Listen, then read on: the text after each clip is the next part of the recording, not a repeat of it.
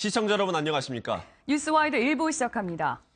박영수 특별검사팀이 오늘 또 이재용 삼성전자 부회장과 최지성 삼성그룹 미래전략실장 등 핵심 인물들을 줄줄이 소환합니다. 수사 종료를 곧 앞둔 만큼 이 부회장의 뇌물죄 혐의 입증에 총력을 기울일 방침입니다. 김순철 기자의 보도입니다.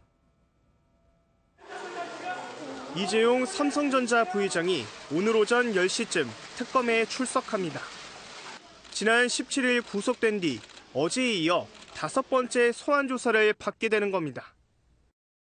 아직도 대통령 강요의 피해자라고 생각하시나요? 특검은 이 부회장의 뇌물죄 혐의 입증에 주력하고 있습니다. 경영권 승계 작업에 박근혜 대통령의 도움을 받는 대가로 최순실 씨에게 거액의 자금을 제공한 것으로 보고 있는 겁니다. 하지만 이 부회장은 최순실 일가에 건넨 돈이 강요에 의한 것이었다는 입장입니다. 특검은 이 사안과 관련해 최지성 삼성그룹 미래전략실장을 오늘 오후 피의자 신분으로 소환할 예정입니다. 오는 28일로 예정된 수사 종료를 앞두고 특검은 주말도 반납하고 주요 인물들을 불렀습니다. 어제는 이영선 행정관을 상대로 청와대 비선 진료 의혹과 대통령 차명폰에 대한 고강도 조사를 벌였습니다. 또 김정태 하나금융 회장에게는 최순실 측근으로 알려진 이상화 KB 하나은행 본부장의 고속 승진에 대해 최 씨의 인사 개입 여부를 추궁했습니다. MBN 뉴스 김순철입니다. 특검은 어제 최순실 씨를 불러서 막판 수사를 벌였는데요. 원래 오후 2시쯤 소환될 예정이었었는데 거의 2시간 넘게 특검에 출석을 했다고 합니다. 왜 그랬을까요? 이동훈 기자가 보도합니다. 오후 2시쯤 특검에 도착하는 호송차. 애초 최순실이 소환될 예정이었지만 차에서 내린 사람은 뜻밖에도 조카인 장시호였습니다. 어두운 색 옷을 입고 호송 차량에서 내린 장시호는 입을 굳게 다문 채 입장했습니다. 그리고 거의 2시간이 지난 뒤 수의 차림의 최순실이 특검에 모습을 드러냈습니다. 하얀 마스크를 쓴 최순실은 앞만 힐끔 쳐다보며 취재진을 외면했습니다. 국내에 차명 재산 얼마나 있으신 건가요? 오늘 왜 자발적으로 출석하게 된지 한 말씀 해주세요. 애초 2시쯤 소환되기로 했던 최순실이 다른 차량을 타고 온 건 구치소의 결정이었습니다. 구치소 측은 껄끄러운 사이가 된 두 사람을 같은 호송 차량에 태우는 건 바람직하지 않다고 판단한 것으로 알려졌습니다. 이미 조사 과정에서 진술 등을 통해 등을 돌린 이모 최순실과 조카 장시호. 최순실의 재산 형성 의혹에 대해서도 조카가 어떤 증언들을 내놓을지 관심입니다. MBN 뉴스 이동훈입니다. 전담팀까지 꾸려서 그동안 박영수 특별검사팀이 지금까지 파악한 최순실 일가의 재산은 얼마나 될까요? 이 내용은 전정인 기자가 보도합니다. 최순실 씨 일가가 국내에 보유하고 있는 것으로 알려진 재산은 340억 원가량. 해외에 숨겨둔 돈은 최대 10조 원에 달한다는 주장도 제기된 상태입니다. 박영수 특별검사팀은 별도로 최순실 재산 추적팀까지 꾸리며 최 씨 일가의 재산 규모와 형성 과정을 조사해왔습니다. 특검은 수사 과정에서 최 씨의 차명 재산을 일부 포착한 것으로 전해졌습니다. 일각에서는 그 규모가 100억 원 안팎에 이른다는 관측입니다. 특검은 최 씨를 상대로 최 씨의 차명 재산이 맞는지 사실관계를 확인했습니다. 특검 수사 연장이 불발될 경우 특검은 다음 달 초 최종 수사 결과 발표 때 최 씨 일가 재산 규모와 환수 여부를 공개할 방침입니다. 최순실 등 일가의 재산 축적 부분 그리고 재산 환수 부분에 대해서는 최종 수사 결과 발표 시 말씀드리도록 하겠습니다. 최순실 일가 재산 추적에 막판 수사력을 집중하고 있는 특검이 베일에 쌓인 최 씨의 재산을 밝혀낼 수 있을지 주목됩니다. MBN 뉴스 전정인입니다. 대통령 탄핵 심판 최종 변론이 이제 하루 앞으로 다가온 가운데 박근혜 대통령의 출석 여부가 오늘이면 결정됩니다. 출석이냐 불출석이냐 모두 각각 장점과 단점이 뚜렷한 만큼 과연 어떤 결론을 내릴지가 주목됩니다. 강현석 기자입니다. 헌법재판소의 대통령 탄핵 심판 최종 변론이 하루 앞으로 다가왔습니다. 헌재는 이미 변론 하루 전, 즉 오늘까지 대통령이 나올지를 알려달라고 요구한 상황. 대통령 대리인단은 고심을 거듭하고 있지만 아직 별다른 대답을 하지 않고 있습니다. 과연 박근혜 대통령은 어떤 결론을 내릴까? 우선 직접 나올 경우 마지막으로 입장을 밝힐 기회가 주어지는 만큼 대국민 호소를 할 가능성이 큽니다. 이 경우 막판 보수층에 새 결집이 가능해질 것이란 전망이 나옵니다. 하지만 단점도 확실합니다. 우선 법에 따라 국회와 재판관들의 날카로운 질문을 의무적으로 받아야 합니다. 적극적으로 받아치자니 질문의 수위가 예리하고 모르쇠로 일관하면 불리한 심정을 형성하게 됩니다. 이 때문에 입장을 담은 영상물을 심판정에서 트는 타협안도 거론됩니다. 한편 대법원이 이정미 재판관의 후임 인선 절차에 사실상 돌입한 점도 변수입니다. 이 때문에 대통령 대리인단이 내일 최종 변론을 후임 인선 뒤로 미루자며 아예 변론을 거부할 가능성도 제기됩니다. MBN 뉴스 강현석입니다. 탄핵 재판이 80일 가까이 이어지면서 헌법재판소의 재판관들이 받는 스트레스도 상당합니다. 체중이 줄거나 불면증에 시달리는 건 물론이고 가족과도 대화 단절 어려움을 겪는다고 합니다. 이건열 기자입니다. 지난해 12월 11일 이틀 전 국회에서 대통령 탄핵이 가결되면서 일요일인데도 헌법재판관들이 출근했습니다. 오늘은 일요일이라서 따로 회의는 없을 것 같습니다. 오늘 어떤 업무 보시러 나오신 거예요? 아직 기록을 다 제대로 못 봤어요. 탄핵안이 가결된 지 78일째인 그제 기자들의 질문에 밝은 표정으로 답변하던 과거와는 달리 재판관들은 굳은 얼굴로 들어갑니다. 재판관들 주변엔 경호원들이 배치되고 휴일도 사라진 70여일의 강행군 때문에 재판관들은 극도의 스트레스에 시달리고 있습니다. 말 한마디도 문제가 될 수 있어 재판관들은 친구는 물론 가족과의 대화도 꺼리고 있습니다.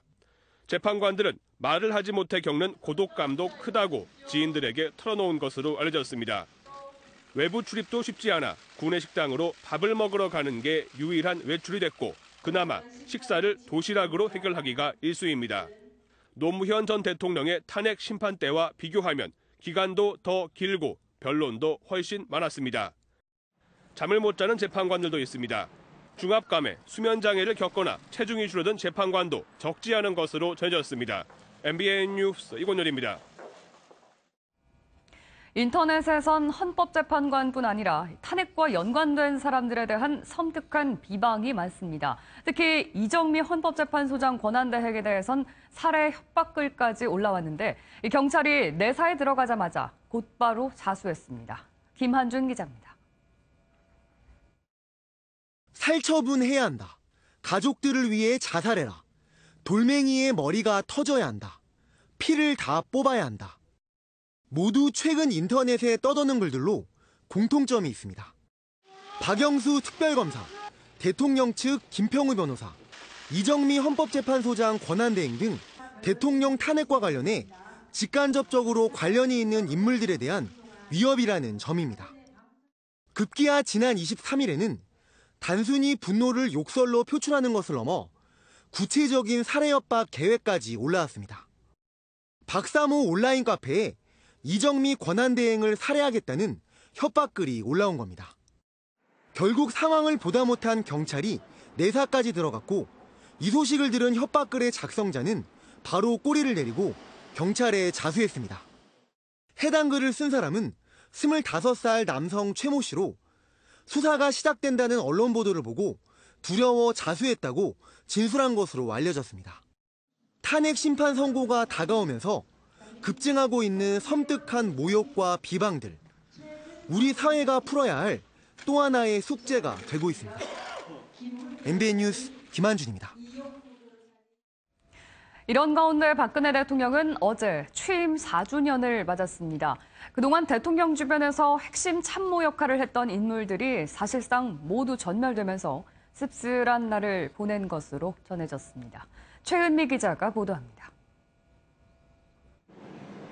직무정지 상태로 탄핵 심판을 받는 박근혜 대통령이 취임 4주년을 맞았습니다. 5년 임기를 다 채울 수 있을지조차 불투명한 상황에서 맞은 4주년. 특별한 행사 없이 조용하게 보냈습니다. 청와대 관계자는 취임 4주년과 관련해 특별히 잡힌 일정이 없고 조용히 지나게 될 것이라며 지금 상황에서 축하받고 자축할 게 있겠느냐고 말했습니다. 정권 출범과 함께 화려하게 등장했던 핵심 실세들은 모두 권력의 무대에서 초라하게 사라졌습니다. 왕 실장, 기춘 대원군으로 불리던 김기춘 전 청와대 비서실장과 박근혜 정부의 신데렐라로 불린 조윤선 전 문화체육관광부 장관은 블랙리스트 파문으로 구속 기소됐습니다. 왕수석, 핵심 참모로 꼽힌 안종범 전 정책조정수석은 국정농단의 주범으로 전락해 수위를 잇고 있습니다. 18년 동안 박 대통령을 지킨 문고리 3인방도 공중 분해됐습니다. 정호성 전 부속 비서관은 최순실 쓰나미로 구속 기소됐고 안봉근 전 국정홍보 비서관과 이재만 전 총무비서관은 박 대통령 곁을 떠났습니다. 여당 내 친박계 핵심 인사들도 사실상 초토화됐습니다. 이정현 전 새누리당 대표는 쫓겨나듯 대표직에서 물러난 뒤 자진 탈당했고 서청원, 최경환, 윤상현 의원은 분열의 주범으로 몰려 당원권 정지라는 중징계를 받았습니다. MBN 뉴스 최은미입니다. 이어서 어제 열린 집회 소식입니다. 박근혜 대통령 취임 4주년이었던 어제 서울 광화문 광장에서는 17번째 주말 촛불 집회가 열렸습니다. 탄핵 심판을 앞두고 집회 참가자들은 특검 기간 연장을 촉구했습니다. 전남주 기자입니다. 낮 기온이 영상 7도까지 올라간 어제 오후. 서울 광화문 광장에는 이른 시간부터 참가자들이 모였는데 특히 아이들 손을 잡고 나온 가족 단위 참가자들이 눈에 많이 띄었습니다. 이후 본집회 때는 박근혜 대통령 취임 4주년을 맞아 박근혜 4년, 이제는 끝내자라는 주제로 집회가 열렸습니다. 국민행동은 박 대통령의 즉각 퇴진과 헌재의 신속한 탄핵 인용, 그리고 특검의 수사기간 연장 등을 촉구했습니다. 특검 기간 연장을 거부하고 있는 황교안 대통령 권한대행에 대한 규탄도 이어졌습니다. 황교안 퇴진하라! 참가자들은 퇴장을 의미하는 레드카드 퍼포먼스를 펼치기도 했습니다. 집회를 마친 참가자들은 청와대와 헌법재판소, 대기업 본사가 위치한 도심 방향으로 행진했습니다. 본집회에 앞서 오후 4시부터는 노동계와 농민, 시민단체 등으로 구성된 민중총궐기 투쟁본부가 주최한 집회도 열렸습니다. 이들은 현재 상황이 촛불과 태극기의 싸움이 아니라 정의의 촛불이 범죄자를 몰아내는 투쟁이라고 외쳤습니다. 주최 측은 어제 광화문 집회에 올해 들어 가장 많은 100만 명의 시민들이 참가했다고 주장했습니다. 주최 측은 3일절인 다음 달 1일에도 대규모 촛불 집회를 예고했습니다. MBN 뉴스 전남주입니다. 박근혜 대통령을 지지하는 탄핵 반대 단체들도 태극기 집회를 열어서 새 대결을 펼쳤습니다. 주최 측은 300만 명의 집회에 참가했다고 주장했습니다. 이 내용은 장명훈 기자입니다. 양손에 태극기를 든 집회 참가자들이 서울시청 앞 광장 일대를 가득 메웠습니다. 박근혜 대통령에 대한 탄핵 심판 결정이 다가오면서 집회 참가 인원도 부쩍 늘었습니다. 집회 참가자들은 탄핵안은 처음부터 잘못된 것이라며 탄핵 반대가 아닌 탄핵 각하를 외쳤습니다. 탄핵 각하! 탄핵 각하! 국회에서 상징될 때부터 그리고 통과될 때 그리고 헌재로 넘어갈 때 모든 과정에서 제대로 된 부분이 하나도 없는 원천무의 탄핵입니다. 또 대통령 대리인단과 각을 세워온 이정미 헌재소장 권한대행과 주심인 강일원 재판관을 비난하기도 했습니다. 집회 참가자들은 탄핵 각하를 외치며 도심을 도는 행진을 이어갔습니다. 주최 측 추산 집회 참가자는 300만 명. 오는 3월 1일에는 제2의 건국기념일을 세우자며 다시 한번 광장에 모여줄 것을 호소했습니다. MBN 뉴스 장명훈입니다. 대선 주자를 포함한 정치권 인사들도 어제 열렸던 촛불 집회와 태극기 집회에 각각 참석해서 새 대결에 나섰습니다. 헌법재판소의 탄핵 판결이 가까워질수록 광장 정치의 긴장감도 커지고 있습니다. 이어서 이동석 기자입니다. 야권 대선 주자들은 박근혜 대통령 탄핵을 촉구하며 촛불 집회 현장에 모였습니다. 문재인 전 더불어민주당 대표는 테러 첩보가 입수돼 경찰의 신변 보호를 받으며 광화문 촛불 집회에 참석했고, 안희정 충남도지사는 야권의 심장부인 호남을 찾아 촛불을 들었습니다. 촛불광장의 시민 여러분, 강력한 정권 교체를 통해서 낡은 대한민국의 적폐를 청산하자라고 했던 그 명령, 그 자체가 적폐 청산의 가장 첫걸음이라는 것 명심하겠습니다. 여권도 가만히 있진 않았습니다. 자유한국당 내 일부 친박계 의원들과 대선 주자가 태극기 집회에 참석해 탄핵 반대와 특검 중단을 외쳤습니다. 박근혜 대통령도 이렇게 억지로 집어넣으려고 하고 있고, 아무 증거도 없이 탄핵시키는 이 국회의원들을 탄핵해야 된다고 생각합니다.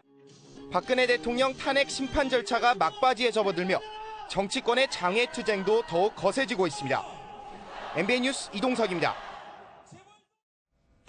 김정남 시신에서 검출된 불법 화학무기 VX 가스가 북한에서 유입됐을 가능성이 있는 것으로 보고 말레이시아 수사당국이 조사하고 있습니다. 외교관이 개입해서 외교 행랑이라는 큰 주머니 안에 넣어서 밀반입했을 가능성이 나옵니다. 박통일 기자가 보도합니다. 김정남 시신에서 검출된 VX는 신경작용제 중에서도 최악의 독성을 가진 화학물질입니다. 유엔은 1997년 발효된 화학무기 금지 협약에서 VX의 개발과 생산, 사용을 전면 금지했습니다. It's an agent that was developed as a pesticide but was too lethal at that time, and currently again is only used by the military. 그렇다면 VX는 어떤 경로로 말레이시아에 들어온 걸까? 가장 가능성이 큰 건 외교 행랑을 통한 반입입니다. 그 중심에는 말레이시아 북한 대사관 외교관인 형광성 2등 서기관이 있습니다. 문서나 서류를 넣는 용도로 사용하는 외교 행랑은 국경 통과 시 제3국 관계자가 내용물을 볼 수 없도록 하고 있습니다. 말레이시아 정부가 북한 대사관에 보낸 공문이 형광성에 대한 수사협조 요청서일 가능성도 제기되고 있습니다. So we are taking action on this issue. We are working closely with our counterpart from the chemistry department, from our forensic as well as from the. 국제사회가 추정하는 북한의 생화학 무기 보유량은 2,500톤. 운영 중인 화학무기 생산과 거점 기지는 20곳에 달하는 것으로 파악되고 있습니다. 생화학 무기는 핵이나 미사일과 결합해 더 큰 파괴력을 가질 수 있다는 점에서 국제사회의 경계 수위도 한층 커지고 있습니다. MBN 뉴스 박통일입니다. 말레이시아 경찰이 이번 주에 김정남의 사인을 발표하기로 한 가운데 조만간 유족이 시신 확인 절차를 밟을 것으로 전해졌습니다. 김한솔의 암살 가능성이 제기되면서 얼굴이 비교적 덜 알려진 딸 김소리가 극비리에 입국할 거라는 전망까지 나옵니다. 류철호 기자의 보도입니다. 김정남의 유족이 말레이시아를 방문해 시신 확인 절차를 밟을 예정이라고 영국 일간지 텔레그래프가 보도했습니다. 이 매체는 고위 정보당국자를 인용해 김정남의 딸 소리가 유전자 대조를 위해 말레이시아를 방문할 것이라고 전했습니다. 김정은이 김한솔까지 암살하려 한다는 소문이 나돌면서 상대적으로 얼굴이 덜 알려진 김소리가 극비리에 입국하기로 했다는 겁니다. 실제 정보당국에 따르면 마카오에서 국제학교에 다니고 있는 김소리는 이번 사건 이후 종적을 감춘 상태로 김한솔과는 달리 알려진 정보가 거의 없습니다. 하지만 유족 방문설에 대해 말레이시아 정부는 어떤 내용도 확인해 줄 수 없다며 입을 굳게 다물고 있습니다. 추가 테러 가능성이 제기되는 만큼 유족 신변 보호를 위해 관련 정보를 철저히 비밀에 붙이고 있는 겁니다. 일각에선 김소리가 DNA 검사는 가능하지만 미성년자인 만큼 시신 수습에는 어려움이 있어 김한솔의 추가 확인 절차가 필요할 것이란 분석도 나옵니다.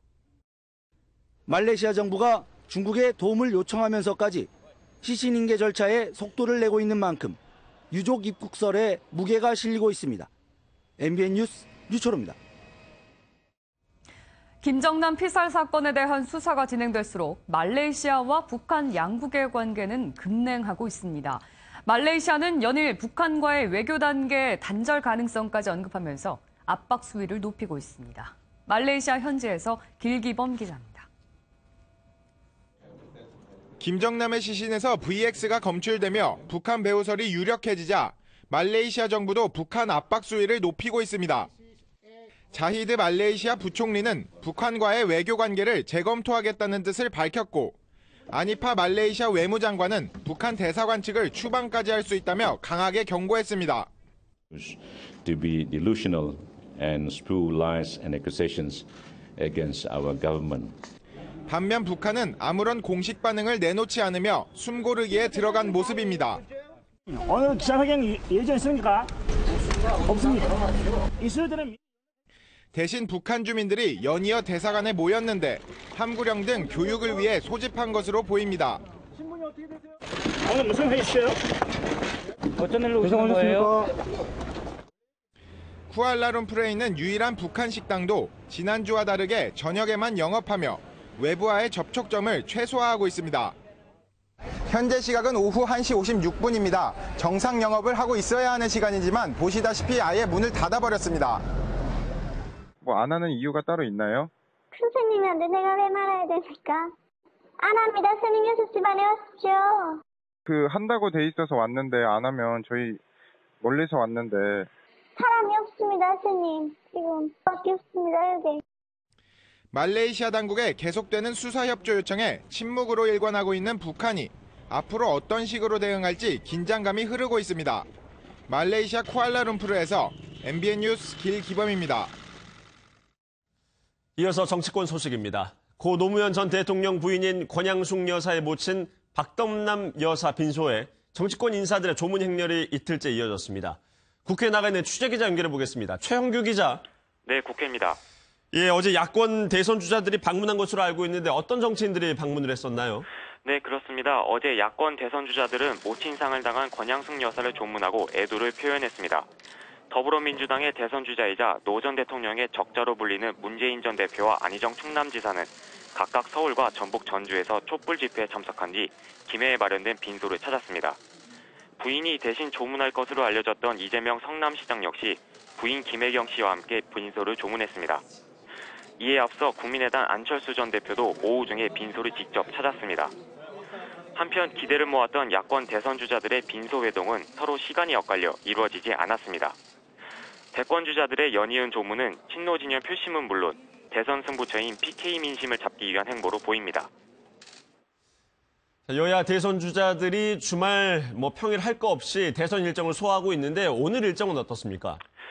네, 먼저 문재인 전 대표는 당내 경선 선거인단 확보를 위한 캠페인 영상을 만듭니다.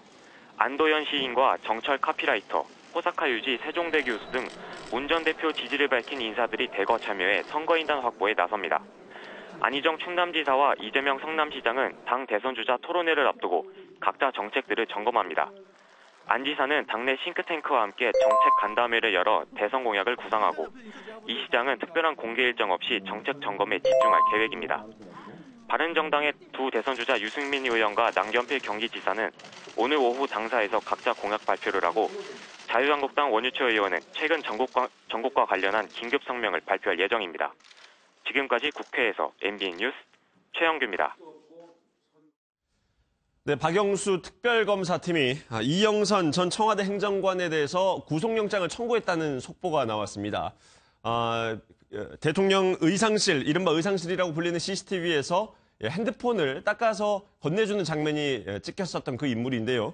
방금 전에 특검이 구속영장을 청구했다는 소식입니다. 이 소식은 잠시 후에 자세한 내용이 들어오는 대로 다시 전해드리겠습니다. 박근혜 대통령 탄핵 결정이 다가오면서 정치권이 바짝 긴장하고 있습니다. 특히 야권 대선 주자들이 탄핵 결정에 어떤 입장을 취할지가 관심이 높아지고 있습니다.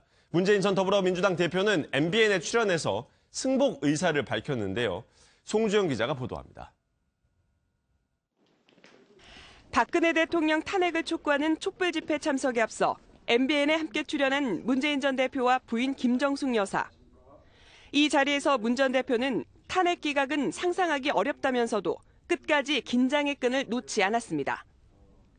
우리 대한민국은 워낙 몰상식한 일들이 또 빈번하게 일어나는 그런 나라이기 때문에 마지막 순간까지 우리가 경각심을 내려놔서는 안 된다고 생각하고요. 한때 촛불 민심을 대변해 탄핵 가결 시 혁명이란 발언으로 논란을 빚기도 했지만 정치인으로서 헌법재판소 판결은 수용하겠다는 뜻을 분명히 했습니다. 기각이 되더라도 정치인들은 함께 승복을 해야겠죠. 네, 한 번에 승복을 해야 된다. 승복하고 인용이든 다음은 이제는 이용이든. 정권 교체를 통해서 우리 국민들의 염원을 실현하도록 노력해야겠죠. 동시에 박 대통령이 하루빨리 물러나야 한다고 강조했습니다. 그 박근혜 대통령이 그 탄핵 결정을 기다리지 않고 또 어떻게 하든지 탄핵을 늦추려고 발버둥 치는 그런 좀 추한 모습 보이지 않고 하루도 빨리 스스로 이렇게 물러나는 것이 바람직하다고 생각합니다. 일각에서 제기되는 박 대통령 자진 사퇴설에 대해서는 면죄부를 줄 수 없다며 탄핵은 멈출 수 없다는 입장을 분명히 했습니다. 저는 박근혜 대통령이 자진 사퇴하더라도 탄핵 절차는 계속되어야 한다. 그래서 헌재가 예정했던 일정대로 탄핵을 선고해야 한다고 생각합니다. 끝으로 탄핵 국면에서 분열된 국민을 하나로 통합하는 대통령이 되겠다는 포부를 밝혔습니다. MBN 뉴스 송정입니다. 남편인 문재인 전 대표를 대신해서 매주 광주에 내려가 내조 정치를 펼쳐온 부인 김정숙 여사는 문 전 대표가 국민이 부여한 책임을 완수할 정치인임을 다시 한번 강조했습니다. 지난 5년 전에 비하면 문 전 대표와 자신이 함께 모두 많이 변했다면서 대선 승리 의지를 다졌습니다. 박준우 기자입니다. 김정숙 여사는 문재인 전 대표가 더 이상 자신의 남편이 아닌 정치인이라고 강조했지만 남편에 대한 애정 어린 걱정은 여전했습니다. 이제 건강의 바로미터가 치아와 관계되는데 사실 참여정부 때 민정수석의 과중한 업무 하면서부터 치아감 없이 상하기 시작했어요. 특히 지난 2012년 대선에서 떨어진 다음 날 남편과 나눈 대화를 떠올릴 때는 눈시울을 붉히기도 했습니다. 이 눈을 치우면서 우리를 지지해줬던 분들 그 아픈 마음 우리가 함께 조금이라도 이해하고 거두어 줄 수 있다면 눈 치우는 마음으로 그렇게 조금은. 김 여사는 문 전 대표가 복잡한 문제를 명료하게 잘 정리한다고 치켜세웠지만 제 남편을 좋아하게 된 것은 아주 무슨 커다란 아주 복잡한 문제가 있을 때 간략하게 정리해주는 그 논리적인 것, 그다음에 문장력이 아주 특출해요. 문 전 대표는 김 여사가 때로는 쓴소리도 마다 않는다며 너스레를 떨었습니다. 요즘은 짠맛이 훨씬 강해졌어요. 그렇습니까? 아까 말씀하신 대로 저 호남 지방 이렇게 다니면서 그 지역의 어르신들 그 말씀들 전하고 이럴 때 아주 뭐 서슴없이 짠소리. 이번 문 전 대표 대회의 방송 동반 출연은 지난 5년 전 MBN 정은갑의 집중 분석 출연 이후 처음입니다. MBN 뉴스 박준우입니다. 이사하고 나서 호남을 찾은 안희정 충남지사가 달라졌다는 말이 나오고 있습니다. 그동안 힘을 실어온 통합 대신 정권 교체를 내세우고 선병성을 부각하면서 전통 야권 지지자들을 향한 구애에 나섰기 때문입니다. 역시 문재인 전 대표를 의식해서겠죠. 김문영 기자가 전합니다. 2주 전 호남을 방문해 정권 교체 그 이상의 가치를 내세웠던 안희정 충남지사. 이번 1박 2일 호남 일정에선 안희정 충남지사는 강력한 정권 교체의 카드라 주장하며 선명성을 강조하고 나섰습니다. 정권 교체의 확실한 가능성을 말씀을 먼저 드리는 것이 말씀의 순서라는 것을 알게 되었습니다. 정권 교체에 저의 확고한 의지를 말씀을 안 드리다 보니 제 이야기가 자꾸 오해받고 있다는 생각을 깨닫게 되었다는 것이죠. 그동안 자유한국당 등 보수 진영과의 대연정, 박근혜 대통령의 선한 의지를 언급해 논란이 됐던 부분에 대해서도 적극 해명했습니다.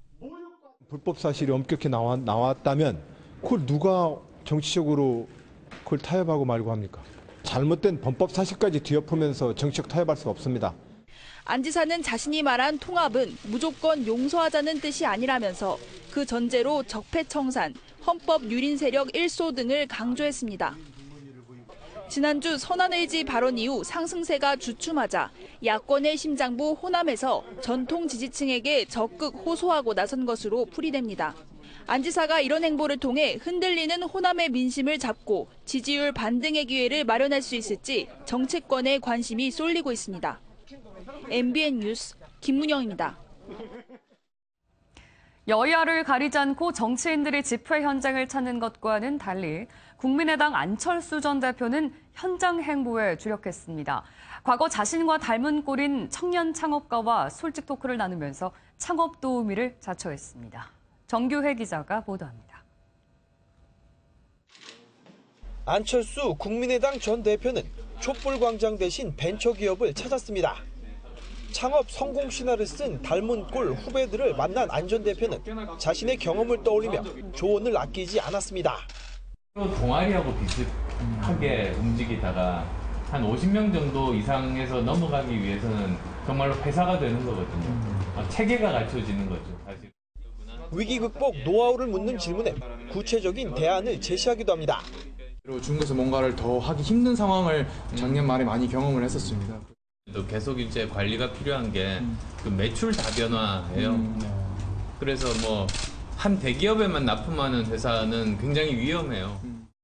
최근 청년 일자리 대책 등을 발표하며 청년층 공략에 공을 들이고 있는 안 전 대표. 광장 대신 현장을 찾은 안 전 대표는 문재인 전 대표의 정치인들끼리만 모여서 개헌을 주장하는 것은 오만하다는 발언에 대해 정치인들이 먼저 안을 만드는 건 당연하다며 각을 세웠습니다. MBN 뉴스 정규혜입니다. 이어서 사건 사고 소식입니다. 교통사고를 낸 뒤에 도망친 오토바이 운전자가 경찰에 자수를 했습니다. 크레인 타워에 올라가서 시위를 벌였던 근로자는 30시간 만에 내려왔습니다. 밤사이 일어난 사건 사고 소식 민경현 기자가 정리했습니다. 경찰관들이 배달 오토바이를 앞에 두고 시민들과 이야기를 나누고 있습니다. 오늘 새벽 1시쯤 서울의 한 사거리에서 오토바이 2대가 충돌하는 사고가 발생했습니다. 이 사고로 패스트푸드 배달 오토바이를 몰던 30대 문모 씨가 다리를 다쳐 인근 병원으로 옮겨졌습니다. 다른 오토바이를 몰았던 20대 신모 씨는 사고 직후 도주했다가 10분 뒤 돌아와 현장에 나와 있던 경찰관에게 자수했습니다. 경찰은 신 씨를 뺑소니 혐의로 불구속 입건했습니다. 그제 오후 한 오피스텔 공사장의 크레인 타워에 올라가 농성을 시작했던 현장 근로자 40대 이모 씨가 30시간 만에 지상으로 내려왔습니다. 이 씨는 현장 근로자 50여 명이 임금을 제대로 받지 못했다며 이를 지급할 것을 요구했습니다. 현재 경찰은 이 씨를 업무방해 혐의로 체포하고 조사를 벌이고 있습니다. 이에 앞서 어제 오후 5시 반쯤 경기도 고양시의 한 창고형 컨테이너에서 불이 났습니다. 다행히 인명피해는 없었지만 약 1,100만 원의 재산 피해가 발생했습니다. MBN 뉴스 민경영입니다. 도로에서 역주행하는 사고로 인해서 한 해 평균 사망자가 30명에 달할 만큼 이 역주행 사고가 의외로 많다고 합니다. 차량 블랙박스에 찍힌 영상을 보시면 이 사고가 얼마나 아찔한지 실감이 나실 겁니다. 강세훈 기자입니다. 칠흑 같은 어둠 속에서 갑자기 나타난 역주행 차량.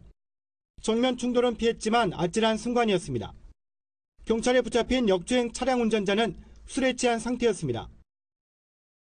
이번엔 차량 한 대가 갑자기 방향을 돌려 역주행을 시작합니다. 정상 주행하던 차들이 미처 피하지 못해 끔찍한 사고로 이어집니다. 이 사고 역시 음주운전이었습니다. 역주행 사고는 100건당 사망자가 6명 이상으로 일반 교통사고의 3배에 달합니다. 특히 고속도로는 사고가 났다 하면 비형 사고로 이어집니다. 고속도로는 시속 100km 이상 고속으로 주행하는 특성 때문에 운전자가 역주행 차량을 발견하더라도 이를 회피할 시간적 여유가 없어. 그동안 역주행은 적발돼도 7만 원의 범칙금에 그쳤지만 지난해부터는 최대 100만 원의 벌금으로 처벌이 강화됐습니다. 하지만 운전자들은 여전히 불안합니다. 처벌이 강화됐다고 하지만 상대 운전자에게도 피해가 갈 수 있으니까 좀 더 강화시킬 필요가 있다고 생각합니다. 한 해 평균 역주행 교통사고는 500여 건, 본인은 물론 상대 운전자까지 30명가량이 숨지고 있습니다. MBN 뉴스 강세훈입니다. 주차된 차량에서 물건을 훔치고 달아나다가 그만 신발이 벗겨진 여성이 어찌된 일인지 제 발로 경찰을 찾아왔다가 붙잡혔다고 합니다. 휴대전화 분실 신고를 하러 왔다가 잃어버린 신발 때문에 꼬리가 잡힌 건데요. 박상호 기자가 취재했습니다. 새벽 시간 다리를 절뚝거리며 걸어가는 한 여성. 자세히 보니 신발을 한쪽만 신고 있습니다. 조금 전 주차된 차량에서 태블릿 PC와 가방을 훔치고 달아나다가 왼쪽 신발이 벗겨진 겁니다. 신고를 받고 출동한 경찰은 범행 현장 주변에서 분홍색 운동화 한 짝을 발견하고 CCTV 속 여성을 추적했습니다. 그런데 몇 시간 뒤 이 여성이 제 발로 경찰서 지구대에 찾아왔습니다. 경찰은 휴대전화 분실 신고를 하러 온 여성의 인상착의를 보고 절도범이라고 직감했습니다. 조심스럽게 범행을 추궁했지만 끝까지 오리발을 내밀던 이 여성. 결국 신발을 들이밀자 그때야 범행을 자백했습니다. 혹시 신발 안 잊어버렸냐? 신발 잊어버렸다 하길래 그 신발도 주고 영상을 보여주니까 본인이라 하더라고요. 경찰에 붙잡힌 28살 김모 씨는 당시 술에 취해 정확히 기억이 나지 않는다고 진술했습니다. MBN 뉴스 박상호입니다. 달리는 KTX 열차 안에서 20대 여성이 갑자기 의식을 잃고 쓰러졌습니다. 저혈압 쇼크로 촌각을 다투는 급박한 상황이었는데 이때 마침 열차 안에 있던 병원 의사들이 나서서 귀중한 생명을 살렸습니다. 이재호 기자가 보도합니다. 시속 260km로 달리는 KTX 열차 안. 한 여성이 바닥에 쓰러져 있고 주변에는 승객들이 몰려 있습니다. 승무원은 여성의 손을 주무르며 119 상황실에 열차 안의 상황을 전합니다.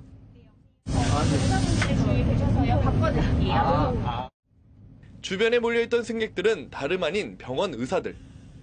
혈압이 갑자기 떨어져 쇼크가 온 20대 여성을 응급처치하고 있던 겁니다. 일단 혈압을 올리는 게 목적이어가지고 혈압을 좀 올려주는 조치를 좀 취해줬죠. 다리를 올려주게 되면 다리에 있는 혈액이 심장 쪽으로 쭉 몰려가면서 응급 환자가 발생했다는 방송을 듣고 달려온 4명의 의사들은 우연히도 같은 병원 소속이었습니다. 이들의 발빠른 조치로 환자는 25분 만에 이곳 광명역에 도착했고 미리 대기하던 구급대원들에 의해 병원으로 옮겨졌습니다. 1분 1초가 급한 상황에서 환자를 먼저 생각한 의사들의 행동이 귀중한 생명을 살릴 수 있었습니다. MBN 뉴스 이재호입니다.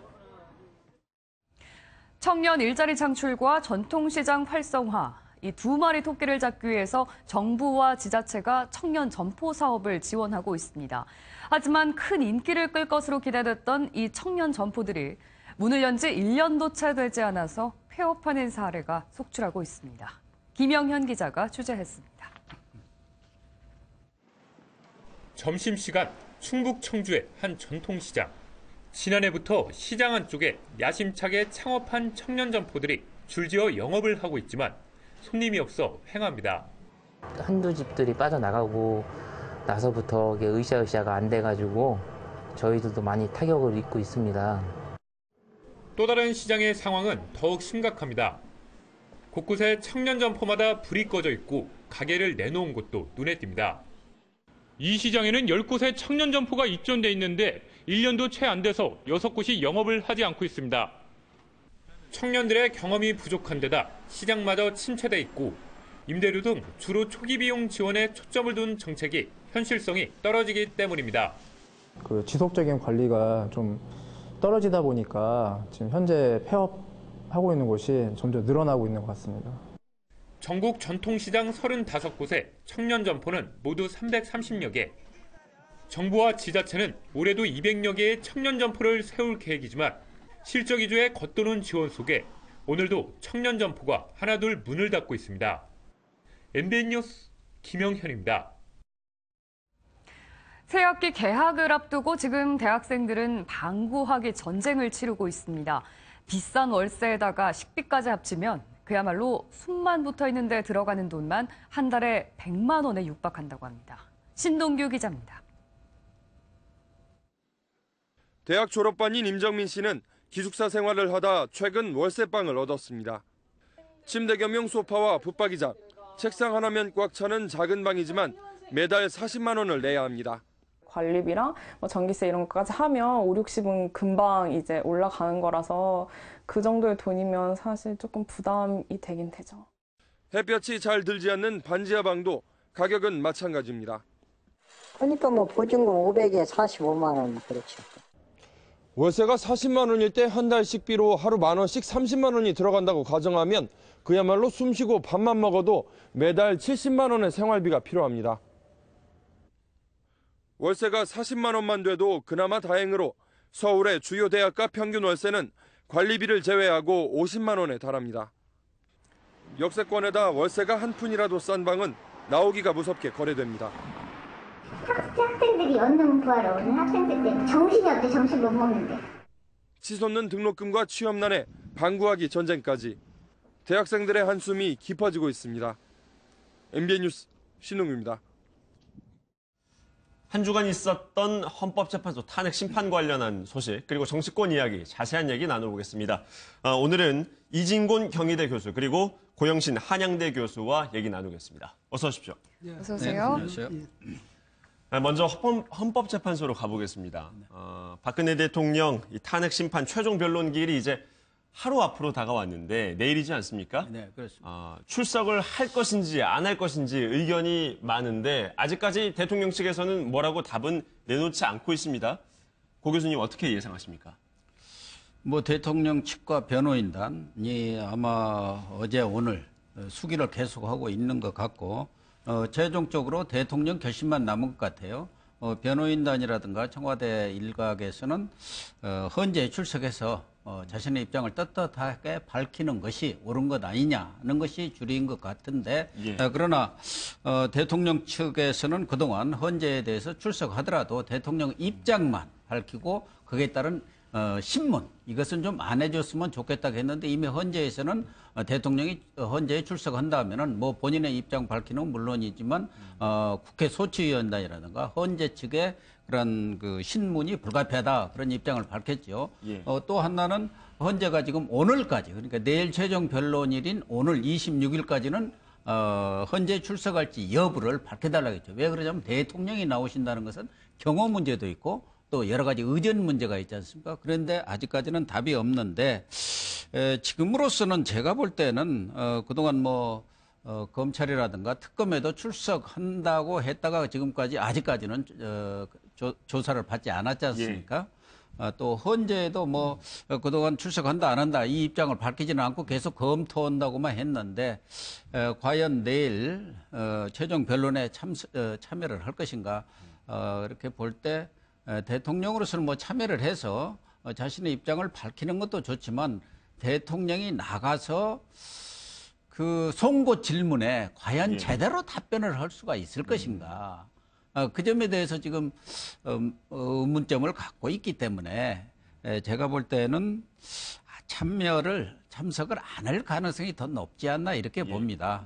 그러니까 아무래도 라이브 상황, 거의 뭐 방송으로 치자면 생방송 상황이지 않습니까? 그렇죠. 그 질의응답에 제대로 답을 하기가 쉽지 않기 때문에 참석을 꺼려하지 않겠느냐 이런 의견. 대신 아마 대통령으로서는 최종 결정 이전에 자신의 어떤 모든 입장, 그러니까 그동안 나왔던 여러 가지 의혹이라든가 또 나라가 나아갈 방향이라든가 대통령으로서의 그런 입장을 담은 어떤 담화문이랄까 대국민 성명이랄까 혹시 이런 것으로 대체해서 발표하지 않겠나. 헌재에 가서 하나 결국 뭐 국민들한테 하나 결과적으로는 마찬가지라고 보기 때문에 그런 방식을 혹시 취하지 않을까 하는 생각도 합니다. 그래서 최근에는 일각에서는 예전에 한 인터넷 언론과 이제 방송과 인터뷰했듯이 영상으로 뭔가 최종적으로 본인의 의견을 밝힐 것이다 이런 의견도 나오고 있는데 이 교수님께서는 어떻게 예상하세요? 예, 뭐 저도 고 교수님하고 생각이 같습니다만 뭐냐면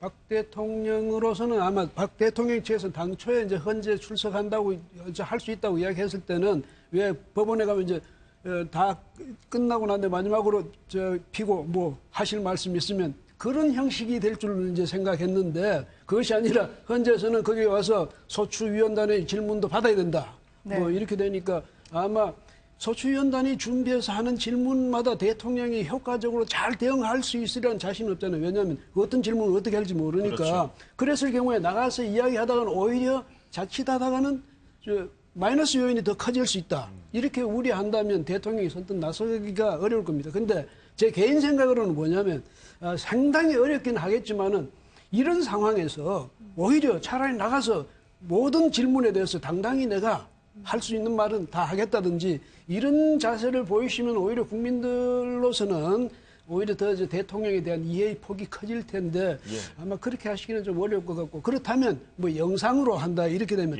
아니 이제 국민은 또 오히려 그건 마이너스 효과가 나올 수가 있어요. 아니 저 헌재에서 가서 할 수 있는 기회가 있는데도 불구하고 자기 일방적으로 자기 이야기만 하겠다는 거냐 이렇게 되면 또 반발이 있을 수가 있거든요 여론이. 그래서 제 생각에는 마지막에 이제 만약에 정말 저 탄핵 그 결정이 나는 것 예고된 순간 그 뭐 사흘 전쯤이라든지 뭐 예고가 되고 난 뒤에 자신의 입장을 밝히는 건 할 수 있겠지만은 미리 선제적으로 헌재 나가는 대신 자기 입장을 영상으로 밝힌다. 이건 오히려 역효과가 날 것 같으니까 그렇게까지는 안 할 것 같습니다. 네.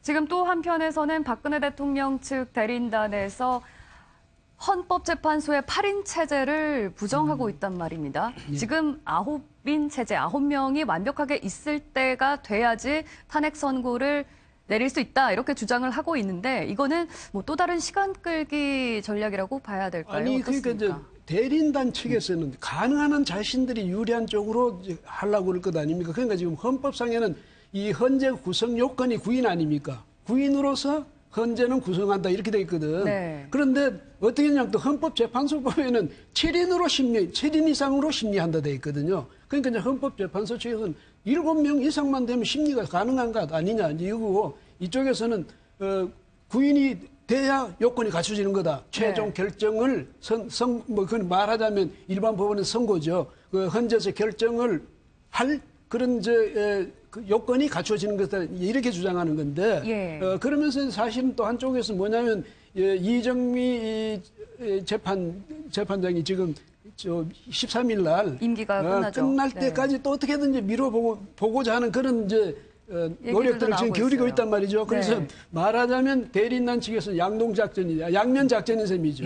그러니까 구인이 안 되면 안 된다. 그 요건을 이제 계속 제시하면서 다른 한편으로는 가능하면 13일 이후로 이제 결정을 미루겠다 이런 건데 제가 생각할 때 이제 아마 그것이 최대한으로 헌재를 압박해가지고 여하튼 13일 이후에 그러니까 13일 이전에는 결정이 안 나도록 하겠다는 그런 이제 뜻인 것 같은데 그 대리인단 측으로서는 충분히 또 그럴 수 있다. 그 점은 또 이해가 되는 거죠. 그러나 뭐 시간 끌기 전략은 이제 물 건너갔다고 봐야죠. 이미 헌재에서 최종 변론 일정을 잡았기 때문에 13일 이전에 판결을 내겠다는 의지가 확고한데 만약 지금처럼 그렇게 9명이 아니면 위법이라고 하면 그동안 8인 체제에서 지금 대통령 변호인단도 쭉 와서 그 헌재의 심리에 참여를 했지 않습니까? 그러면 위법적인 행위에 지금까지 참여해놓고 9명이 안 되니까 이것은 뭐 위법이라고 하는 것은 논리적으로도 맞지도 않고 뭐 또 하나는 제가 볼 때는 앞으로 뭐 이렇게 헌재 결정이 인용이 기각이 되면 뭐 말할 것도 없지만 인용이 될 경우 좀 불복의 어떤 단초를 만들어 놓기 위한 그런 뭐 수사적 레토릭이 아닌가 그렇게 보입니다. 이제 결과가 나오기까지는 불과 한 2주 정도 남을 것으로 지금 예상이 되고 있습니다. 3월 13일 이전에 선고가 된다고 한다면요. 그래서 이제 점점 더 기간이 임박해서인지 이 대통령 측 변호인단의 말의 수위도 상당히 높아지고 있어요. 최근에 논란이 된 게 막말 논란이지 않습니까? 특히 김평우 변호사가 아스팔트가 피로 덮일 것이다. 이 결과 이후에 말을 하는 겁니다. 인용이 된다면 뭐 내란 상태가 될 것이다. 뭐 이런 아주 굉장히 수위가 센 발언을 했어요. 이건 역시 전략으로 봐야 될까요? 전략 이전에 김평우 변호사님은 제가 알기로는 법조계 원로이십니다. 대한변협 회장도 하신 분이면은 그 원로답게 그 말에 품격이 있어야 하는 것이고 특히 변호인 아닙니까? 대통령의 변호인입니다. 그렇다고 한다면은 법치의 그 기본 틀을 지켜주시는 것이 또 평생을 본인이 법조인으로 살아오신다 한다면은 헌재의 그러한 그 권위라든가 헌재의 어떤 법치의 최후 보루로서 헌재를 인정해야 하는데 그런 부분까지 이렇게 막말을 통해서 인정하지 않는 듯한 모습을 보인 것은 매우 유감스럽다는 말씀을 먼저 드리고 말씀 중에 죄송합니다만 홍준표 지사 같은 경우에는 방금 지적해 주신 그 변호인으로서의 품격 지켜야 된다고 지적을 해 주셨는데 거기에 대해서 변호인으로서의 기본적인 권리를 행사한 거다. 문제가 아니 없다. 그러니까 이렇게 또 얘기를 변호인으로서 어떤 얘기 얼마든지 별 법리와 논리와 증거를 가지고 얘기하는 것은 당연한 것이죠. 예. 그러나 그 말의 품격이라는 거 있지 않습니까? 예를 들면 아스팔트 바닥이 피로 물들일 거다든지 무슨 내전이 일어날 거라 이런 것은 저희들이 뭐 이렇게 언론 생활을 오래 한 저희들이나 학교에서 학생들을 가르치고 있는 오랜 과정 속에서도 예. 그런 얘기는 좌파 소위 말해서 종북 세력이라는 사람들 입에서도 나오지 않은 그런 얘기 아닙니까? 예. 헌재가 자멸할 거라든지 무슨 국회가 무슨 야쿠자 집단이라든지 이런 얘기들은 우리가 시정에 말하자면 이런 시정에서도 자주 안 쓰는 얘기를 예. 그런 만한 연륜과 경험을 가지신 법조인이 말씀을 드렸다는데 그 부분을 지적하는 것이지 무슨 뭐 반대 이론을 반대 논리를 주장한 걸 가지고 얘기하는 것은 아니고 뭐 제가 볼 때는 왜 그렇게까지 했겠느냐 물론 뭐 김평호 변호사님의 그런 여러 가지 법리적인 논쟁들이 주장하는 것도 상당히 일리는 있습니다. 예. 왜 여러 가지 그 14개의 그런 사항들에서 개별적으로 국회에서 의결을 안 하고 그걸 하나로 묶어가지고 본인 얘기로 무슨 뭐라겠습니까? 뭐 선거찌개를 했다든가 예. 그런 부분이라는 이런 건 다 법리적으로 따질만 한데 김평호 변호사가 그렇게 얘기한 것은 그동안 대통령 대리인들이 잘 아시다시피 시간 끌기 전략을 통해서 어떻게든 3월 13일을 넘기고 이정미 재판관이 물러나면 7인 체제에서 기각의 가능성을 높이려는 그런 노력을 계속 해왔는데 이미 그러한 가능성이 사실상 이제 물 건너간 거 아니냐. 또 제 헌재의 그런 기류 이런 것들도 변호인이기 때문에 파악을 해보니까 이 기각 가능성이 좀 낮다고 보고 어떻게 보면 판 깨기 전략 또 그러니까 말하자면은 의도적인 그런 과격 발언을 했으라고 보는데 그 예. 과격 발언이 좀 과하다는 얘기고 예. 판 깨기 전략 나아가서는 지금 어제 또 25일 날 그 탄기국 소위 말해서 태극기 집회에 총 동원령이 내려졌습니다만 또 3월 1일 그러니까 이 헌재 최종 결정에 앞서서 자기 소위 말해서 탄핵 반대 세력을 총 결집하기 위한 하나의 그런 어떤 투쟁 수단이랄까 또 뭐 지지자 뭐 이런 결집 수단으로 그렇게 좀 발언을 하신 것 같습니다. 이 김평우 변호사 외에 이 박근혜 대통령 측 대리인단의 막말이라든지 이런 말들이 헌법재판소 심판에 영향을 미칠까요? 얼마나 보십니까? 헌재 재판관들이 뭐 하루 이틀 법조인 생활한 거 아니지 않습니까? 그래서 예. 이런 말에 물론 심리적으로 어떤 자극을 받겠지만 그것 때문에 무슨 뭐 결정을 바꾼다든가 이런 건 있을 수 없겠죠. 그다음에 뭐 고 교수님도 말씀하셨지만은 사실 원로 법조인께서 그렇게 이제 좀 아주 거리에서도 잘 안 쓰는 그런 용어를 동원해가지고 이렇게 이제 아마 그 김평우 변호사로서 이거 있을 겁니다. 자신도 이제 이 법조계 원로로서 볼 때는 도대체 말이 안 되는 탄핵이다. 네. 이런 생각이 있으면 이제 격하게 될 수가 있죠. 있는데 다만 또 뭐냐면 저는 우려하는 것이 뭐 그분의 말씀 한마디가 아니라 전체 분위기가 이를테면 애초에 이 촛불 집회에서 대통령 단두대가 나오고 말이죠. 이런 식으로 아주 이 격렬하게 시작했거든. 그래서 뭐냐면 양측이다. 지금 이 사안의 본전 제쳐놓고 서로 간에 된 증오를 지금 키우고 있는 이런 상황이거든요. 이것이 정말 위험하고 그야말로 그것 때문에 우리 사회가 아스팔트에 피 이런 거는 아주 극단적인 표현이지만은 그러나 이번 탄핵이 어떤 식으로 나오든 이 거리에서의 대결 양상 이것은 오히려 어쩌면 더 심각하게 될 수도 있다. 이 점이 이제 국민들이 우려하는 상황 아니겠습니까? 그런 점에서 볼 때 제가 생각할 때는 이런 분위기를 좀 누그러뜨리는 그런 노력을 다 같이 기울여야 될 텐데 오히려 보면 특히 정치권에서는 이것을 오히려 부추기는 그런 양상으로 나가고 있거든요. 그럼 어떻게 되겠습니까? 나중에 대선을 치렀다 칩시다. 만약에 탄핵이 인용돼서 그다음 조기 대선을 치렀다 칩시다. 거기서 누군가가 당선됐다 칩시다.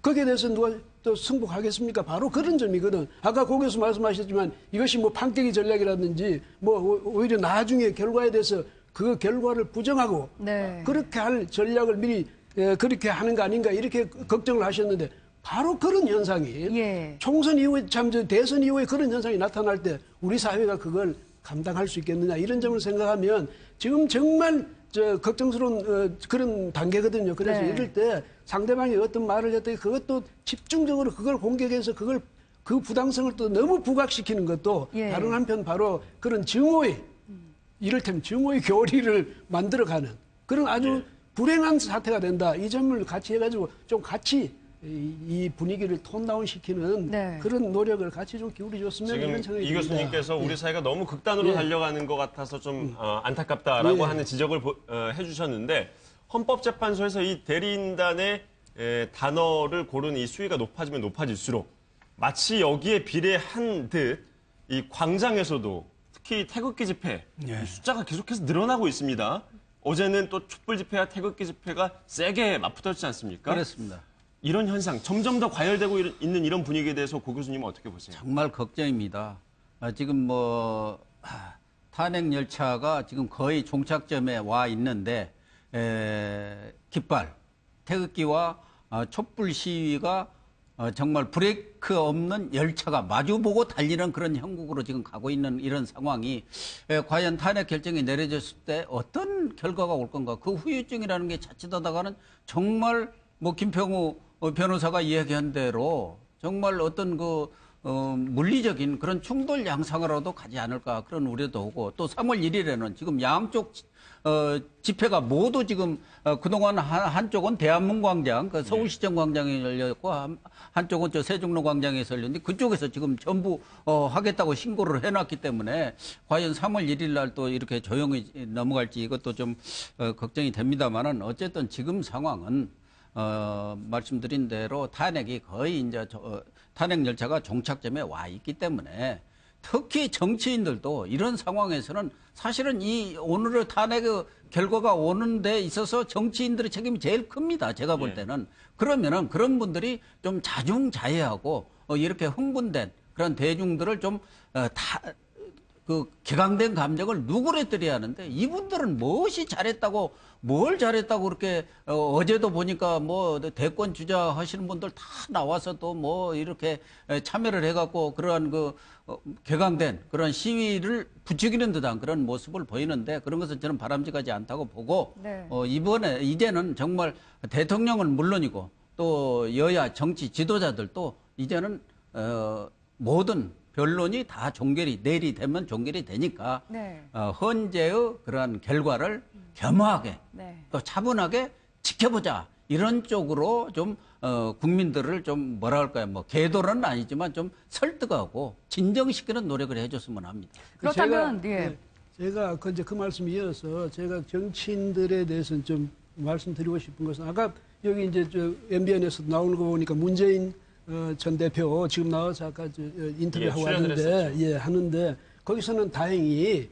이 헌재 결과에 대해서 기각되더라도 승복하겠다 그런 입장을 밝히지 않았습니까? 그런데 그것까지만 끝냈으면 되는데 그 이후에 그러나 대통령은 빨리 물러나라 그 말씀은 사실 하실 필요 없어요. 왜냐하면 지금은 탄핵 심판이 계속되고 있으니까 그렇게 승복하겠다는 말씀까지만 하셨으면 왜 좋았냐면 전번에 이분이 뭐라고 했냐면 만약에 탄핵이 기각되면 혁명이 일어날 거라고 그랬단 말이죠. 사실은 그 말이 바로 그 말이 어떻게 했냐면 이 자극한 측면이 있거든. 태극기 집회 측을 혁명이 일어나다니. 그래서 이쪽에서 더 심한 말을 할 수 있는 핑계를 만들어줬다 이 말이죠. 그래서 그런 점에서 바로 고 교수도 말씀하시지만 정치인들의 한마디가 얼마나 중요하다. 이런 것을 좀 새삼 느끼시고 홍준표 도지사도 그랬지 않습니까? 아니 혁명이 일어날 거란 말은 괜찮고 이렇게 김평우 변호사 한 말만 문제냐 언론들이 비겁하다 이렇게까지 이야기했잖아요. 이렇게 이야기한 것은 뭐냐면 그래서 지금 이제 집회는요 이미 헌재 심판이 들어갔으니까 거리에서 이 촛불 집회라든가 태극기 집회 이분들은 국민들은 나가서 할 수 있어요. 자기 의사를 표명할 수 있는데 정치 지도자들이 왜 거기 나가서 오히려 그걸 부추기고 자극하고 이렇게 합니까? 그래서 그런 점에서 이제 앞으로는 행사가 3.1절 아마 또 행사가 굉장히 클 거예요. 왜냐하면 중간에 놔두고 행진 그거는 신고를 태극기 측에서 먼저 했대요. 그러니까 촛불 집회 중간에 있고 싸면서 이게 둘러싸는 형식으로 가서 또 행진을 하게 되면 충돌 가능성이 그만큼 높아지지 않습니까? 이럴 때일수록 정치인들은 이번에 제발 3.1절 날 그날 행사에서는 정치인들은 서로 여야가 합의해가지고 우리는 절대 안 나간다. 네. 이렇게 좀 선언해줬으면 좋겠어요. 헌재 심판까지 기다려보자. 그러면 그 이후는 어떻습니까? 만약에 헌법재판소의 심판 결과가 나오면 인용이든 기각이든 지금 촛불 쪽이든 태극기 쪽이든 이걸 헌법재판소의 판결을 그대로 받아들일 수 있을지. 그게 제일 걱정이라니까요, 지금. 네. 정말 탄핵 이후에 상황이 어떻게 전개될 건가. 지금 뭐 예단하는 것은 좀 선거보기는 합니다만은 지금처럼 이렇게 양측이 격앙된 상태로 탄핵의 결과가 나오면 그것이 기각이든 인용이든 승복을 하겠습니까? 지금 양쪽 다 보입니다. 서로 승복을 안 하겠다는 거거든요. 네. 뭐 어제 문재인 전 대표께서도 뭐 승복을 하겠다겠지만 그 전에 혁명을 얘기한 것이고 뭐 안희정 충남지사도 그 국민들이 가만히 있겠느냐 그 얘기거든. 자기는 뭐 승복한다고 말은 내놓지만 국민들이 가만히 안 있을 거다, 뒤엎을 거다 이런 얘기들을 하고 계신다면 뭐 물론 뭐 태극기 쪽의 이 얘기는 더 말할 것도 없고요. 과연 이런 상태가 계속될 경우 이제 바로 대선 전국으로 가는데 대선 전국이 얼마나 치열하고 소위 말해 좀 심하게 하면 피 튀기는 싸움이 되겠느냐. 이래 가지고는 설사 대선이 치러진다 하더라도 그 이후에도 그럼 차기 대통령 정부에서는 대통령이 선출이 되면 그러면 평온하게 가겠습니까? 이러한 모습이 계속 되겠죠. 어떤 대통령이 되든 거기에 대해서 반대하고 탄핵해라 물러가라 이런 집회가 계속된다면 지금 우리 상황이 잘 아시다시피 뭐 경제가 좋습니까? 지금 실업 대란 아닙니까? 실업 대란.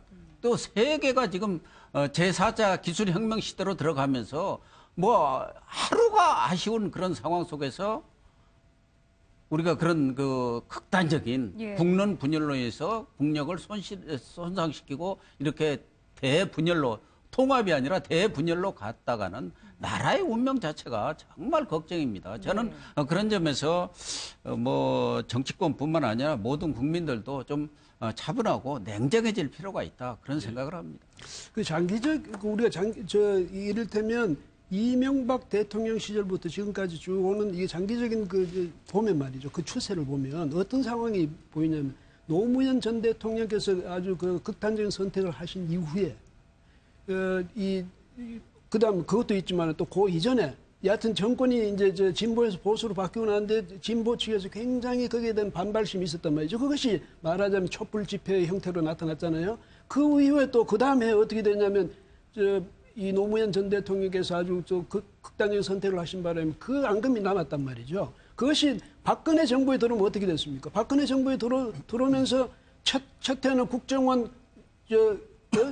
댓글로 인한 대선 개입 의혹 사건 이런 식으로 시작해가지고 그 다음에 그것이 계속 이어져서 세월호라든지 무슨 또 청와대 문건이라든지 뭐 여러 가지 그러니까 박근혜 대통령 단 한 해도 좀 제대로 국정을 자기 뜻대로 수행해볼 기회를 못 가진 셈이거든요. 이런 식으로 되니까 이것이 다시 다음에 만약에 또 보수 진보 정권이 이제 만약에 이번에 들어선다 칩시다. 네. 그러면 원앙 더 쌓여있거든요. 그러니까 우리 사회 전반적으로 볼 때 우리 정치는 갈수록 어떻게 되냐면 점점 더 불안정한 국면으로 치닫는단 말이죠. 그러면 이제까지는 이런 식의 어떤 명분을 내세워서라 되지만 앞으로는 명분 없이 무조건적인 반대 운동이 없으면 그런 보장이 어디 있습니까? 그런 점에서 볼 때 우리 사회가 이것은 다른 사람은 그렇다고 대중이 이걸 풀어줄 수 있겠습니까? 그 대중이 그렇게 하는 것을 누가 풀어줘야 됩니까? 네. 정치권이 풀어줘야 되는데 정치권은 말하자면 촛불 집회가 하면 그 촛불 집회에서 주장하는 바를 야당은 그걸 국회 가서 반영해야 되고 또 태극기 집회에서 하면 여당이 그걸 국회 가서 반영해야 되고 이것을 입법 과정이라든지 국정 운영 과정에서 대중의 뜻을 국민의 뜻을 반영해 줘야 되는데 자기들이 먼저 거리에 나가서 같이 시위를 하고 이러면 그럼 누가 국민의 뜻을 정치 과정에다가 반영을 해줄 수 있겠습니까? 바로 그 점에서 보면 우리 정치권이 정말 해도 스스로가 자신들의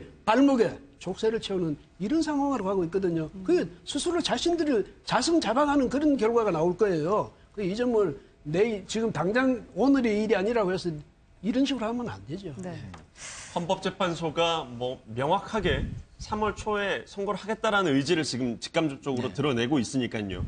아마 곧 결과가 나올 텐데 뭐 어려운 이야기입니다만은 여기 계신 두 분께서도 이제 원로이시니까 결과가 어떻게 나올 것 같다. 뭐 탄핵이 돼야 된다 아니면 뭐 기각돼야 된다 이런 당위성 문제를 떠나서 결과가 어떻게 나올 것 같으십니까? 어떻게 예측하고 계세요? 아니 어제 유튜브에서 봤더니 저도 어제 태극기 집회 그 구경하러 갔었어요. 갔는데 거기서는 못 들었고 집에서 유튜브를 보니까 그 정광용 박사모 회장이라는 분이 여러분의 기쁜 소식이 있다. 세 사람은 기각이다. 이렇게 이야기를 하더라고요. 근데 그건 이제 자기들의 희망을 이야기하는 것일 수도 있는데, 어쨌든 보니까 지금의 분위기로서는 어쩔 수 없습니다만, 보니까. 말씀 중에 죄송합니다. 지금 말씀은 뒤에서 계속 이따가 듣기로 하고요.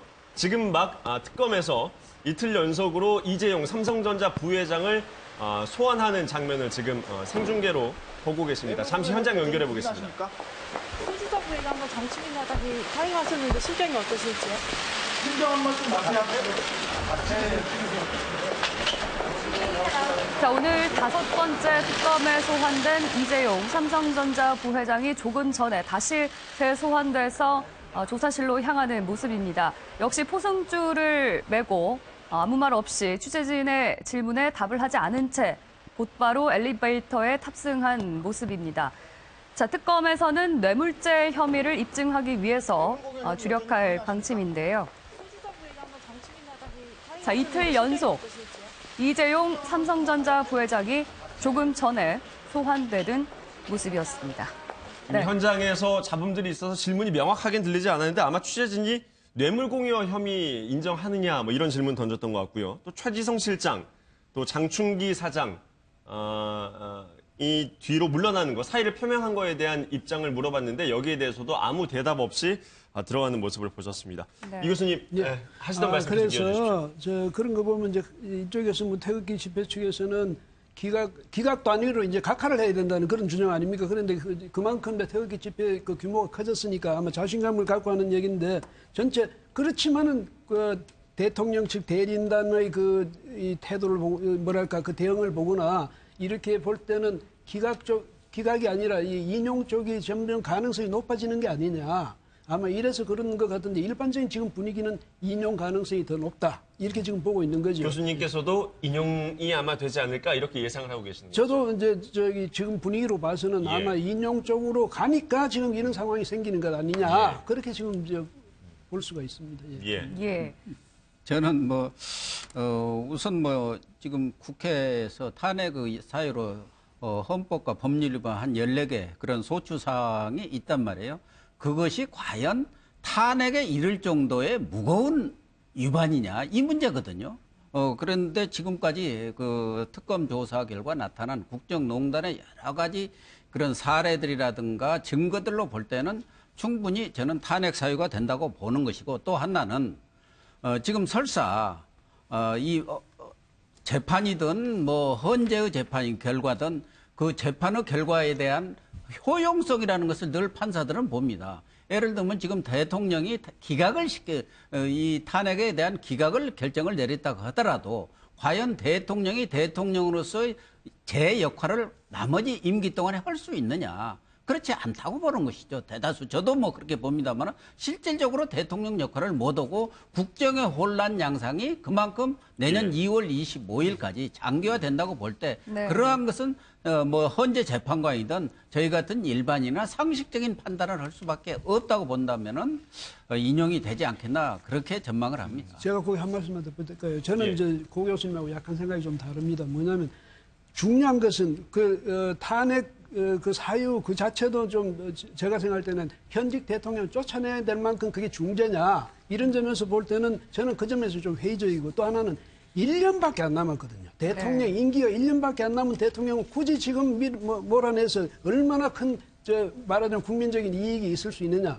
오히려 그다음에 그러면 1년 동안 이제 물론 대통령으로서 역할을 제대로 못할 것이다. 그 걱정은 저도 같이 공감합니다만은 이제까지 요구해왔던 게 뭐냐면 대통령은 외채만 신경 쓰고 내치는 책임 총리제로 해서 총리한테 맡겨라 이렇게 해오지 않았습니까? 그럼 지금이라도 남은 1년은 책임 총리제의 형식으로 그래도 국정을 총리가 주도해서 이끌어 나갈 수 있으니까 저는 앞으로 보는 겁니다. 우리 헌정사에서 만약에 이런 불행한 그런 사태를 그것이 어떤 탄핵 인용으로까지 이어져 버렸을 때 그러니까 현직 대통령이 쫓겨났다.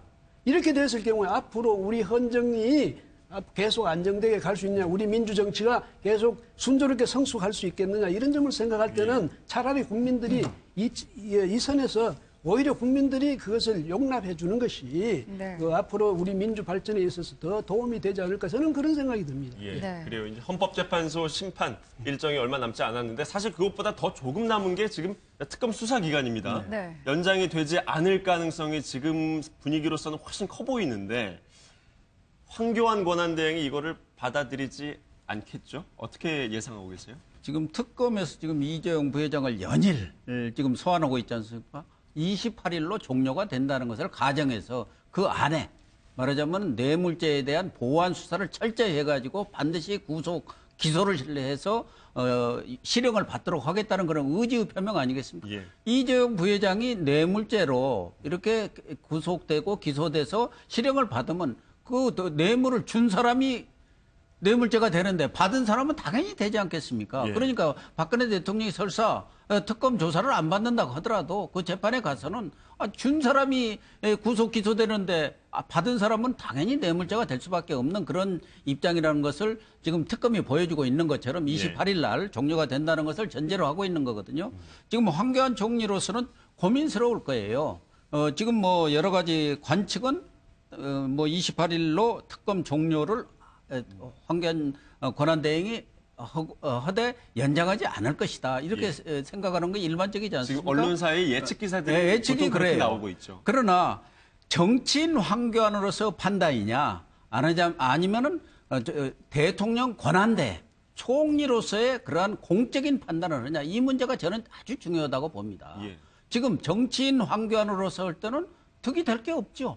뭐 대통령과 의리 관계도 있고 지금 예를 들면 정치적인 어떤 행보를 한다고 할게요. 대권에 나간다든가 할 경우에는 보수층이라든가 이런 사람들 좀 배신자 아니냐 이렇게 하니까 본인으로서는 득이 될 게 없지만 그것은 옳은 선택은 아니죠.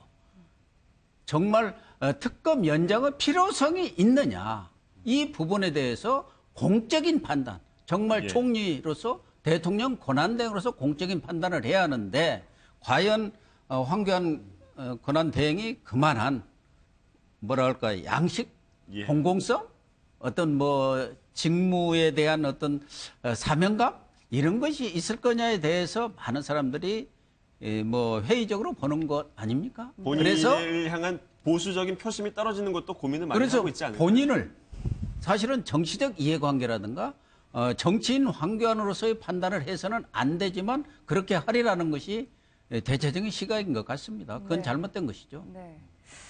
뭐 이재용 부회장이 뇌물죄로 과연 실형 선고를 받을 수 있을지 여부는 이제 시간을 좀 지켜본 뒤에 지켜봐야겠지만 어떻습니까? 지금 특검 수사가 삼성 수사에 그쳤다 이런 평가도 나오고 있어요. 사흘 앞둔 특검의 성과 어떻게 뭐가 있다고 보십니까? 특검이 뭐 성과는 많았죠. 굉장히 많은 사람을 구속했으니까. 근데 바로 그 점인데 문제는 말하자면 너무 광범위하게 처음에 그 전선을 너무 광범위하게 형성했다가 제대로 하나 뭐 뚜렷하게 국민들이 볼 때도 제대로 뭔가 짚었구나 할 수 있는 게 뭐 스스로는 생각할 때 성과가 많았다고 이야기하지만 성과가 많았다는 것이 바로 인상적인 성과는 없었다는 이런 말도 되거든. 그 반면에 그래서 이런 게 있고 또 그 기간 안에 사실은 하나라도 제대로 수사를 제대로 했다면 그것만 해도 성과는 성과인데요.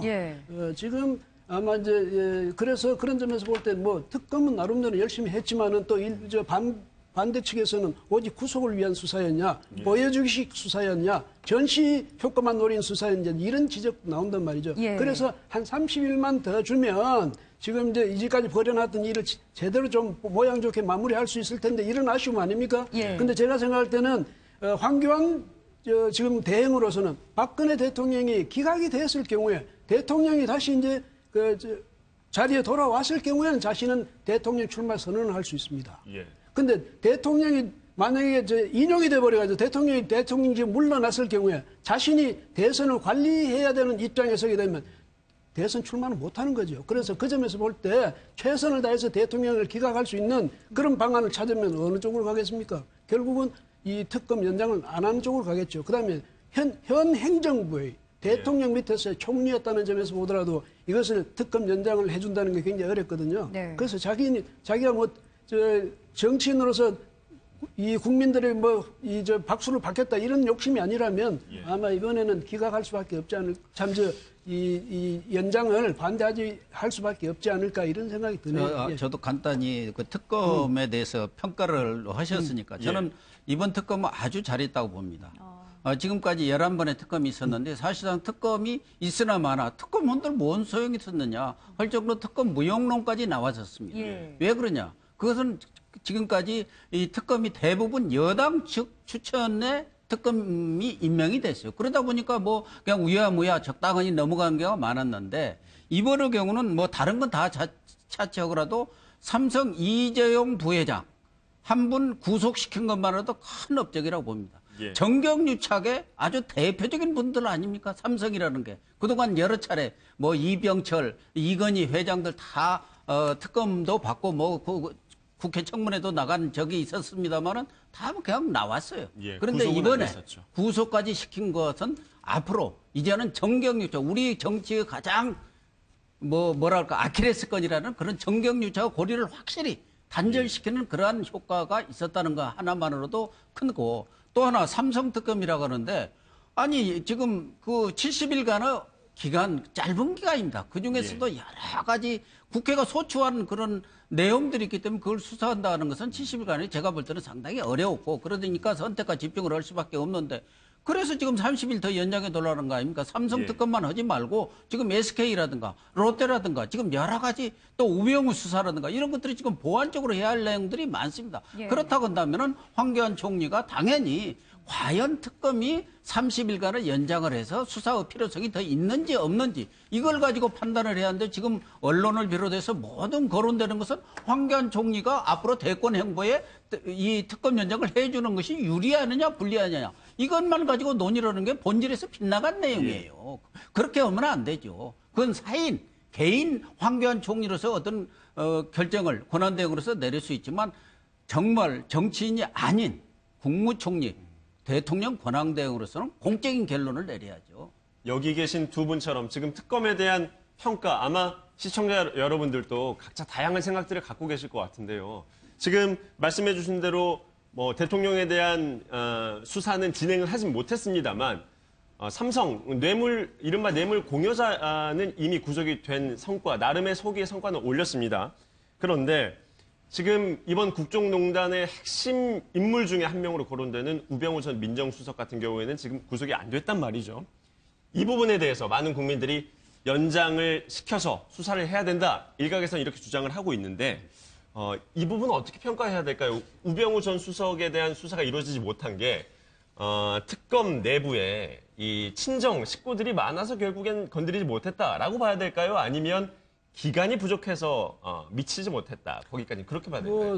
소명이 부족하다고 그랬잖아요. 그런 점에서 보면 충분한 수사가 이루어질 시간이 부족했을 수도 있고 그런데 저는 이제 걱정스러운 것이 그런 식으로 이야기해버린 우병우 전 수석하고 인맥이 특검 안에 있어서 이런 문제가 생긴다 이렇게 의심하기 시작하면 어떤 것도 신뢰할 수가 없어요. 그래서 일단 특검에 맡겨놨으면 특검을 신뢰할 수밖에 없고 헌재에 맡겼으면 헌재 신뢰할 수밖에 없고 그다음에 그 이후의 결과에 대해서 우리가 또 그것을 인정해주고 승복해주고 만약에 거기서 어떤 불법적인 위법적인 그런 조치가 있었다면 거기에 대해서 또 다시 법적인 그런 제소를 한다든지 어필을 한다든지 이렇게 해야 되는데 우리가 이제 이 특검이 우병우를 특별히 뒤에서 누군가가 봐준 게 아니냐 이렇게 돼버리면 전체 특검에 대한 신뢰 구조 자체가 깨져버리거든요. 그래서 그런 점에서 왜냐하면 특검에 그러지 않아도 여러 가지 불신도 많이 제기되고 하는데 그 점에서는 아마 이제 법원에서 판단할 때도 그 소명이 부족했다면 더 기간이 더 있었으면 더 앞으로 기간을 더 준다면 특검이 더 잘 해낼 수 있을지는 모르지만은 그건 황 대행이 더 연장을 못 해주겠다 이러면 그걸로 끝날 수밖에 없지 않겠습니까? 그 점에서 우리가 너무 이제 의도성 그걸 이야기하는 것은 특검을 위해서도 별로 안 좋지 않을까 이런 생각이 드네요. 고 교수님은 어떻게 보세요? 지금 자막상에는 파견 검사들 친정 눈치를 봤다 이렇게 이제 보는 시각이 있다는 그런 걸 저희가 자막으로 없지는 않는 것 같은데 우선 우병우 수사는 저희 같은 법조 출신도 아니고 그런 수사에 이런 전문가도 전혀 아닌 사람이 볼 때도 만만치가 않습니다. 뭐 본인이 이제 법꾸라지라고 할 정도로, 법미꾸라지 할 정도로 뭐 확실한 그런 증거인멸이라는 것도 했겠지만 직무유기라든가 직권남용 이런 것들이 사실상 입증하기가 쉬운 일이 아니고 증거라든가 그렇게 남는 게 없잖아요. 또 법리 논쟁도 있을 수 있고 또 하나는 이 우병우 씨의 문제는 최순실의 국정농단과 직접적으로 연관이 없기 때문에 검찰로서는 특검으로서는 선택과 집중을 할 수밖에 없지 않겠느냐. 말하자면 우선적으로 국정농단의 결정적인 그런 관여자들부터 당사자들부터 수사할 수밖에 없는데 다만 시간이 없다 보니까 그러는데 왜 그 우병우 씨의 그 김장자 여사라는 분 있지 않습니까? 장모 김장자 씨. 예. 그런 분들이 왜 소환 조사 한 번 안 하는지. 그러면 최순실과 관계라든가 이런 것들이 금방 드러나는 거 아닙니까? 골프를 쳤다든가 또 무슨 어디 호텔 뭐 수영 강습을 이런 여러 가지 증언들이 나오면 그 사람 불러다 조사를 해야 하고 또 가장 중요한 것은 롯데 문제예요. 70억을 받았다 돌려준 거 아닙니까? 예. 그럼 그 수사기밀을 누가 알려줬겠느냐? 그 경우 뭐 여러 가지로 추측해 볼 때 이 민정라인에서 알려줬을 가능성이 많다면 그런 부분에 좀 조사를 했었으면 좋았다. 그런 생각을 합니다. 알겠습니다. 여기서 또 못 다룬 얘기는 또 잠시 후 2부에서 더 자세히 또 얘기 나누도록 하겠습니다. 오늘 말씀 고맙습니다. 네, 잘 들었습니다. 휴일인 오늘 또 맑고 포근한 날씨가 이어지겠지만 큰 일교차에는 유의를 하셔야겠습니다. 네, 기상센터 연결해서 자세한 날씨 알아보겠습니다. 조수연 캐스터 전해주시죠. 네, 봄이 조금씩 다가오고 있습니다. 휴일인 오늘도 낮 동안 맑고 포근하겠는데요. 오늘 서울의 낮 기온 9도, 광주 10도, 부산 12도 등 전국 대부분 지역에 10도 안팎까지 오르겠습니다. 당분간 큰 추위는 없겠지만 낮과 밤의 기온차가 크게 벌어지니까요. 건강관리 잘해주시기 바랍니다. 현재 강원 동해안과 전남, 경남 일부 지역에 건조주의보가 발효 중입니다. 점차 동쪽 지방을 중심으로 대기가 건조해지겠습니다. 지금 전국 곳곳에 안개가 껴 있습니다. 차차 맑은 하늘이 드러나겠고 수도권과 강원 영서는 오전까지 미세먼지 농도가 높아질 수 있겠습니다. 남부지방도 종일 맑은 날씨가 이어지겠습니다. 오늘 낮 최고 기온은 서울이 9도, 대전이 10도, 창원 11도 등 어제와 비슷하거나 조금 높겠습니다. 3일절에는 전국에 비나 눈이 내리겠습니다. 날씨였습니다. 뉴스와이드 1부 마치겠습니다. 시청해주신 여러분 고맙습니다.